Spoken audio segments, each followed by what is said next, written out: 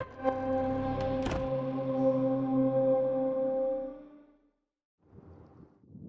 days ago, Truman Zanotto, the grand head of the Psychonauts, was kidnapped. Yesterday, with my help, the Psychonauts rescued Truman from the underwater lair of Dr. Lobato. But trust me, there's no way Lobato is working alone. Today, we're on a mission. Find out who hired Dr. Lobato to kidnap Truman Zanotto. My name is Raz, and today is my first official day on the job.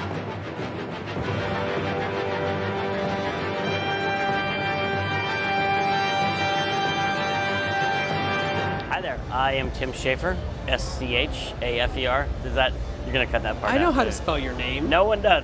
Hi, I'm Tim Schafer, I'm the president of Double Fine Productions. Tim, we're here at E3. Oh, I stomped all over you. See? You're not using that, that's just for your notes. Just cut it again. All right, start over. Okay, I'll... You introduce yourself. Yeah, no, that's it. Yeah, That's it. and then I'll introduce... Yeah. Okay. It's my first time being interviewed. 2 hours later. Hi, I'm Tim Schafer, I'm the president of Double Fine Productions. So Tim, talk about what you're showing here at E3 2019. E3 2019, we are showing Psychonauts, the first ever gameplay. We're showing Dr. Lobato's level, which is one of the first levels in the game, and it's got a lot of teeth in it. Scary teeth. Let's fix your lab. I don't want it to rub against your shirt. See how it's like facing your shirt? No. Because I'll be so sad if I interviewed you and it just turned out like garbage. Just make it live anyway. Did I do it? Is that right? Thought said collared. Should I start They over? said collared shirts. Collared shirts, Tim. Collared. Collared shirts. Collared. Oh, colored. What? Collared. Collared. Button down. I should wear collared shirts, is what you're saying? We saw this level a few weeks ago at pre-E3, and it's awesomely and scary realistic. So talk a little about like what went into the design of that. Well, we start the level trying to convince you and Dr. Lobato that he has a 9-to-5 office job. So he will become relaxed and reveal who his boss is, meaning the person who hired him to kidnap the head of the Psychonauts, Truman Zanotto. Well, players need to play Rhombus of Ruin to kind of understand what's happening between 1 and 2. No, we put a lot of fun Easter eggs in the game for people who played the Psychonauts 1 or Rhombus of Ruin, but you don't have to play those games to understand what's going on in the plot. And also being a little confused is part of playing a Psychonauts game. Because how long has it been since the first one was released? Like 14 years, Yeah. maybe? Yeah. What's it been like seeing game technology evolve since you first made that 14 years ago?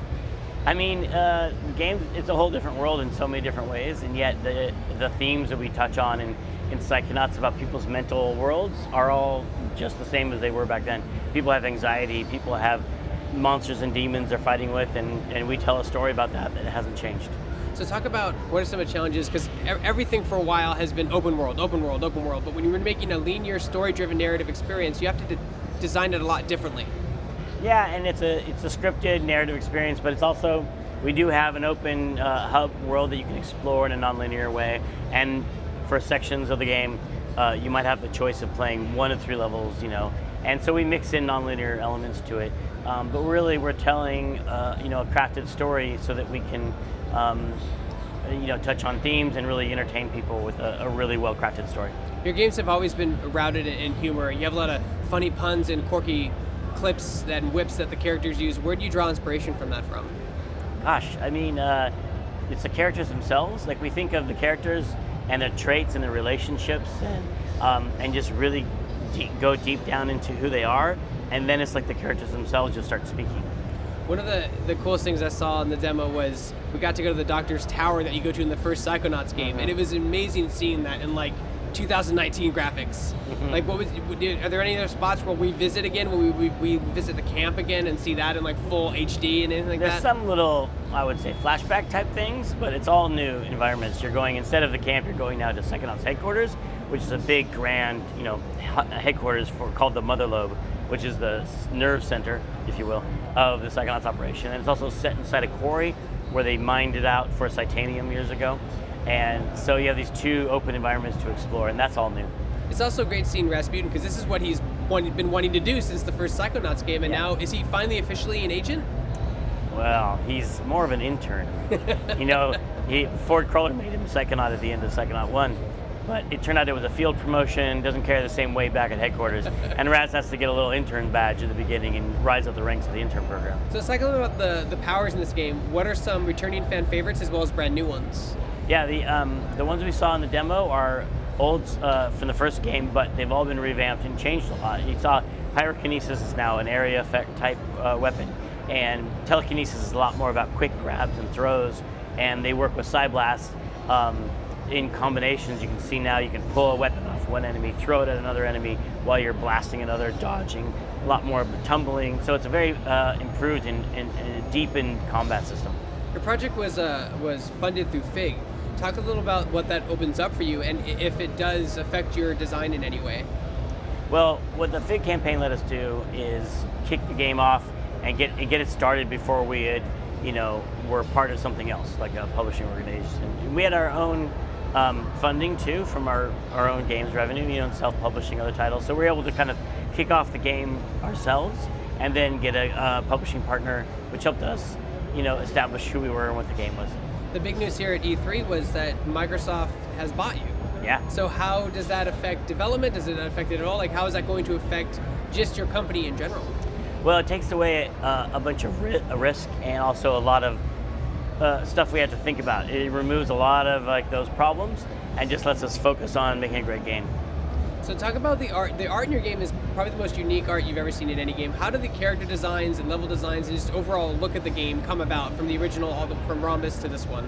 Yeah, I mean, in the first game we had the art director Scott Campbell, and Peter Chan was one of the concept artists, and they had just really unique, visions and inspirations. We drew on inspiration from everything from Edward Gorey to Tim Burton, like Nightmare Before Christmas, and then we tried to stay true to that on the second game, while bringing in new artists who are adding their own flavor to it as well. So the game had some pretty hard levels in the first one. Are those going to make a return? Are people going to get challenged in this game? I think you're talking about one hard level. It had one hard level. We definitely want there to be challenges, and we want probably the difficulty to ramp in a more elegant way than it did. And actually, the difficulty in Meat Circus was due to some bugs also, so we want to make sure we don't have any of those. And we fixed them in the PC version. It's totally easy now to play. You can patch things now, couldn't you? But that was just the game. Sorry. Couldn't patch it on the original disc, but we. So I want to know if the game is planning for a Nintendo Switch release. I mean, the Switch is a lot of fun. I have a Switch. Me and my daughter and I play it together a lot, building Labo cardboard things, and it's a great platform. It's a great place for games. Any tools? Have you seen tools evolve that you've used or change and help you make a better game or make it easier to make a better game? Yeah, I mean, our first game we wrote the engine from scratch, and so. it was a lot of work. Not for me, but for smarter people than me. And just getting the basics working, like save, load, and rendering, it took a lot of our time. And this time we started with Unreal, and so it was up the first day. We were up and running, had a character on the screen, and we could just focus on the content and the gameplay and the programming challenges that made our game special and unique. So talk about some of we have the teeth environment. What are some of the other? You showed some concept art on the stream last night of different levels that you might be seeing in the world. Jack Black is playing a brain in a jar, and you get to go inside this brain that's been isolated from all other sensation for 20 years, and then put it inside a body and get it flooded with sensation. It's overwhelmed and becomes this psychedelic rock opera that you go through.